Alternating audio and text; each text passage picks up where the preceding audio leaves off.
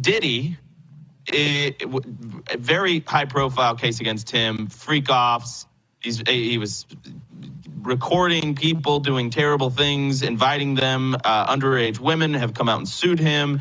Allegations of rape, very disturbing things. Now, which is interesting because there's a lawyer named Tony Busby who's been on this show when he was defending Ken Paxton from impeachment in Texas. He is now representing many of these accusers, and he sent a letter that I believe we have a copy of, 135. Actually, he sent a letter making these allegations, and then Jay-Z replied back with this. This is a wild letter that Jay-Z wrote back. Daisy, tell us more about this letter. I mean, it seems like he wrote it.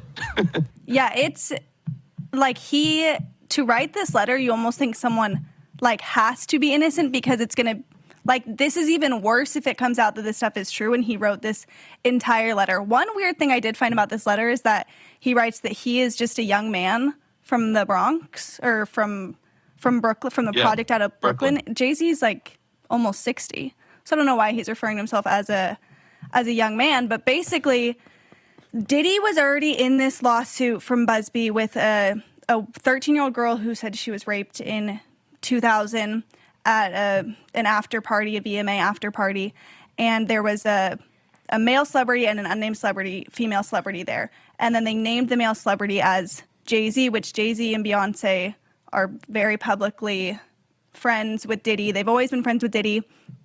And so people have been like talking about their connection with Diddy ever since this grand jury indictment stuff came down on Diddy. He was arrested, everything like that. And this was the first person that was actually named, which Tony Busby did say a couple weeks ago when Diddy was first arrested. He said, like, names will be coming out. It's people that you would have never expected. Everyone is involved in this.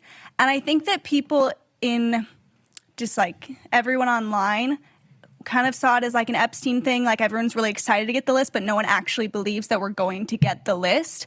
It's just one of those things that it's going to live on in conspiracy theories. And then we got this Jay-Z name and people were like, oh my gosh, we might actually be getting more names. And Tony Busby says that he's not backing down from this. He's going to keep naming names. But Jay-Z's letter is very, very intense. He like released it on his business brand Instagram account, and he's very adamant that he did not do this. And he calls out Tony Busby and says like, you're a Marine, you're supposed to know what honor is, and you messed with the wrong person. And Tony Busby said that he's not backing down, and this is still an ongoing case. Yeah, Blake, he makes a point in this letter where he says, if you believe all this stuff is true, why is this not a criminal case? Which I actually thought was an interesting point. He said, if you believe that a minor is getting raped and you say I did it, why is this a civil case? Explain that, if you can. Well, so keep in mind, it is a lower burden of proof, and a lot of these cases, they are old and hearsay, and this will just be me controversial. These sorts of sordid cases, they do get a lot of their mileage out of just how incredibly scandalous it is. And let's be honest, a lot of the time people they're looking for a payout. They're looking for some way. Yeah, they're looking for a settlement. And that doesn't necessarily mean it didn't happen. But I think there are certainly plenty of cases where they play up minor behavior to make it seem much more severe, or they invent stuff out of whole cloth. And I'm just going to be controversial and say I think people have learned the script at this point, where if you come forward at the right time, because he's already someone who's vulnerable because the Diddy thing is happening, there's a bit of a feeding frenzy.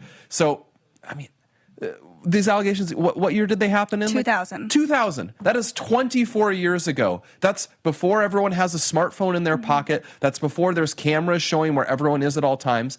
So you could very plausibly, you can basically just make whatever allegation you want. And could it ever be proven? I don't think so. This girl is still remaining anonymous. Like, she goes by Jane Doe in the lawsuit. So I don't know. There's a lot that goes into the Beyonce. I mean, Diddy stuff is like very provable. Everyone knows he's a horrible person. So I think it does play into the whole Me Too thing. There's an element of a girl can say this, and a Jay-Z who has a net worth of like $2.5 billion or something like that could be like, okay, I'll give you $1 million. That's without even other possibilities. Sometimes people are just nuts.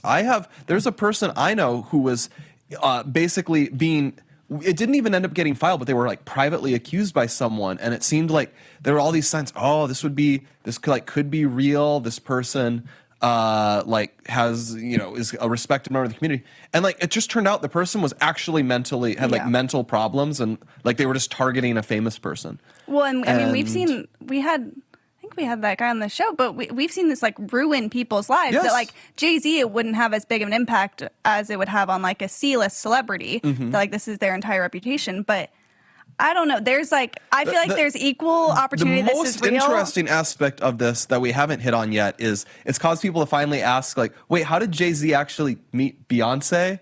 Because now people are saying, were they a couple when she was 16 instead of when she was 19?